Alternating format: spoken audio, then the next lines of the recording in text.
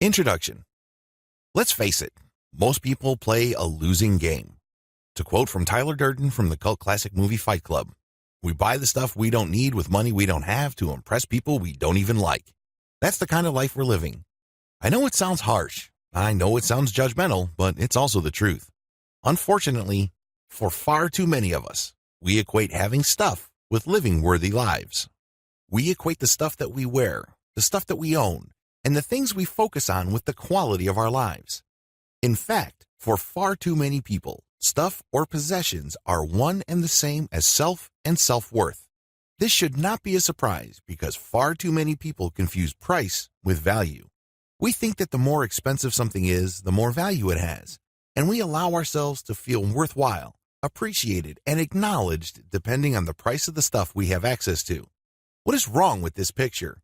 We live our lives based on what is expected of us instead of what we actually want for ourselves.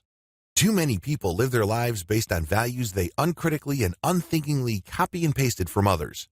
In fact, a lot of adult children are simply living their lives based on a script that they automatically imported from their parents.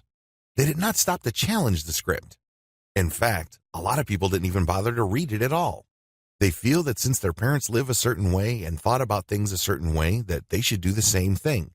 There is no attempt at any kind of analysis as to whether that script makes any sense as far as their lives are concerned. They don't think about a better fit between the script and the lives they are living out.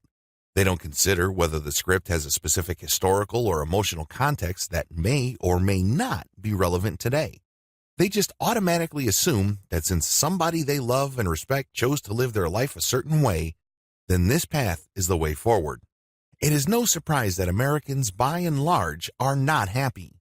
The end result of everything I have described above is not pretty. We Americans are over-medicated. We are maxed out on our credit cards and are overstressed. In spite of all the money, time, effort, and mental energy we spend on getting more and more stuff, we are nowhere close to being content. We are actually nowhere near to living the kind of joyful life we initially sought out to achieve. The reason for this is actually quite obvious. We live cluttered lives. What makes this tragic is that we are not even aware of it.